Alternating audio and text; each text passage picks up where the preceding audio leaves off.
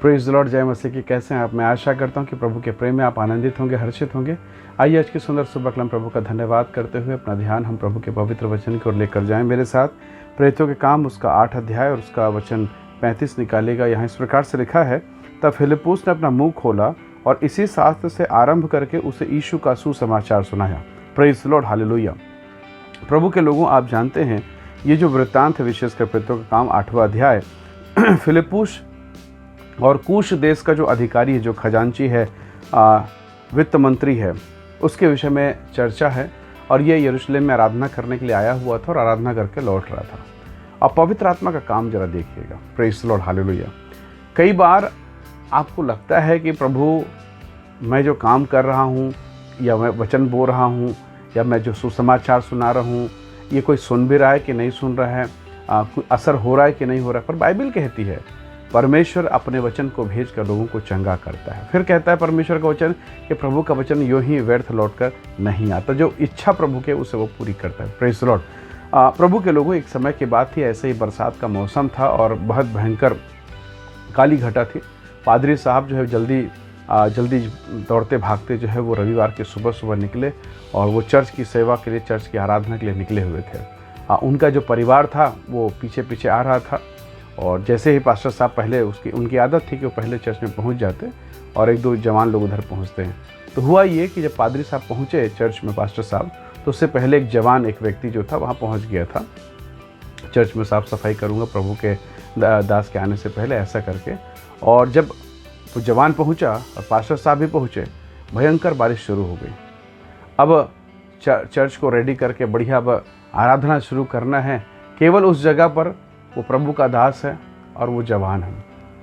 अब बड़ा तकलीफदायक था, कोई आ ही नहीं रहा और भयंकर ज़बरदस्त बारिश। अब ये गाना गा रहे हैं, एक गाना हो गया, दूसरा गाना, तीसरा गाना, तीसरे से चौथा गाना, कोई आने का नाम नहीं और भयंकर बारिश, आंधी तूफान। और अब ये क्या करे, बाधा तो चालू हो चुका है।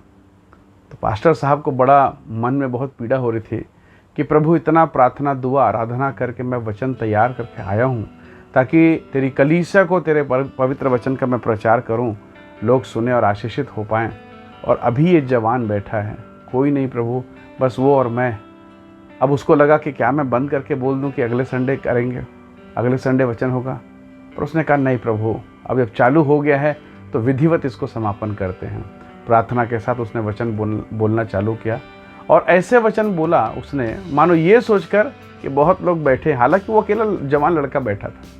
और उस दिन जो प्रभु का दास बोल रहा था कि मन फिराओ, तुम पापी हो, अपने जीवन का पश्चाताप करो, ये जवान लड़का अकेला बैठे बैठे वो सोचने लगा कि वाकई में आज प्रभु का दास मुझसे पर्सनल बात कर रहा है, यानी इसके जीवन से प्रभु बात कर रहे हैं। प्रचार हुआ, सब कुछ हुआ और ये जवान लड़का वचन को सुना।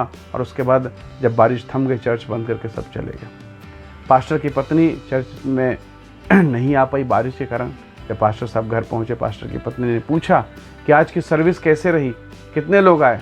पास्टर साहब ने गुस्सा करते हुए, नाराज़गी व्यक्त करते कहा, कोई नहीं आया, कोई एक आदमी भी नहीं आया भाई, बस एक लड़का था जो बैठा रहा। और क्या करता, उसी को मैंने वचन बनाया, इतना परिश्रम करके मैं वचन तैयार करके गया था और कोई सुनने वाला नहीं। मन मार के पादरी साहब अपने आप को शांत करके प्रार्थना दुआ करके भोजन करके सो गए। और अगली रविवार की जब आराधना हुई, स्तुति आराधना हुई, गीत गाए गए और जब गवाही का सेशन आया, वही जवान लड़का जो पिछले सप्ताह अकेला प्रभु के दास के साथ वचन सुन रहा था, वो खड़ा होकर गवाही देता और फूट फूट कर रोता है। और उसने कहा कि मेरा जीवन, भली मैं क्वायर टीम में था, मैं लीडरशिप में था, पर मेरा जीवन सही नहीं था। पर पिछले रविवार को जब प्रभु के दास ने वचन से बात किया, जब बोला, मेरा हृदय आर पार छिप गया। सही मायने में मैंने पिछले रविवार को मन फिराया है और एक सप्ताह से मैं यीशु के साथ चल रहा हूँ और ये जो अनुभव है, ये बाकी सब अनुभव से अलग है। मेरी ज़िंदगी बदल गई है। मैं प्रभु का धन्यवाद देता हूँ कि बारिश हुई, कोई नहीं था, केवल प्रभु का दास और मैंने अपना जीवन प्रभु को दे दिया है। जब इस गवाही को प्रभु के दास ने सुना, वो रोने लगे, पुलपिट में खड़े खड़े रोने लगे। कहा, प्रभु धन्यवाद, मैं सोचा उस दिन की जो सभा थी वो बेकार हो गई, व्यर्थ हो गई, लेकिन मुझे नहीं मालूम प्रभु जी कि एक आत्मा बच गई है। उसने प्रभु का धन्यवाद करते हुए परमेश्वर के नाम को आदर दिया। परमेश्वर के लोगों, यहाँ जो खोजा है, जिसके साथ फिलिप्पुस की मुलाकात होती है, एक अकेला सिंगल व्यक्ति है और रथ पे यात्रा करते हुए जा रहा है यशायाह नबी की किताब, और फिलिप्पुस को प्रभु तैयार करता है कि जाकर उसे सुसमाचार सुनाए। Praise the Lord. एक अकेले व्यक्ति को, और जब ये अकेला व्यक्ति बच गया, मानो उसका पूरा परिवार बच गया। बाइबल कहती है परमेश्वर की योजना है कि वो 99 धर्मी भेड़ों को छोड़कर एक पापी, एक भटकी, एक खोई हुई भेड़ को बचा ले। Praise the lord, hallelujah. परमेश्वर के लोगों, परमेश्वर की योजना अद्भुत है। मेरे भाई, मेरी बहन, हो सकता है आज पहली बार इस वचन को आप सुन रहे हैं, या बहुत संभव है आपने कई बार सुना, पर आज ये वचन आपसे बातें कर रहा है। यदि आपसे बातें कर रहा है तो याद रखिए, परमेश्वर की महान योजना आपके और आपके जीवन, आपके घर परिवार के लिए।